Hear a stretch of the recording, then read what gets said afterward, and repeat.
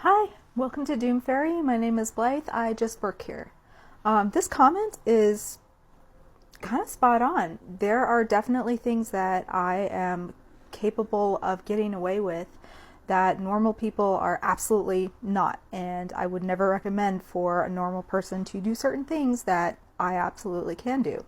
But there's a flip side to that. There are things that I must do that other people don't have to deal with. So it goes both ways. I'm not more special because I can get away with certain things, because I also have to do other things that maybe I would rather not have to do, and put myself out there in ways that are a little freaky, to be quite honest. One thing, if you have been following this TikTok for a while, you might have heard me mention Tig once or twice. And if you've been to my blog, you know who Tig is. Now, Tig is my fairy familiar, or my Lan Shi.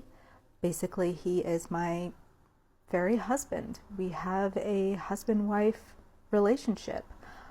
He is non-corporeal for the most part, although he can sometimes, although it doesn't happen very often, but he can physically materialize.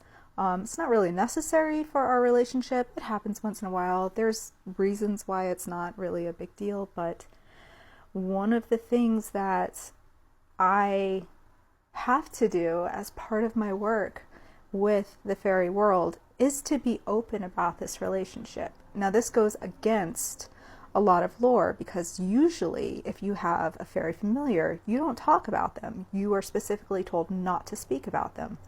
In my case, which goes against the lore in this instance, and there are places where all of my experiences do line up with the lore pretty much exactly, and then there are places where it differs wildly. This is one of the places where it differs wildly.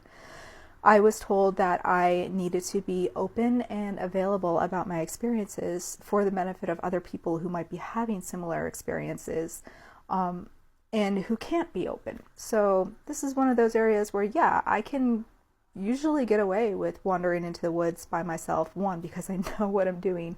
Two, I am deeply, deeply protected. And three, if I'm doing so, I'm usually being asked to do so by my others. So there's also an added level of protection there too. I'm usually wandering somewhere for a purpose, even if I'm not fully aware of what it is. But I'm also having to do things that, other people don't have to do, and put myself in places that other people don't have to put themselves in. So keep that in mind when listening to my videos, and I always keep that in mind when I'm trying to give advice or warnings.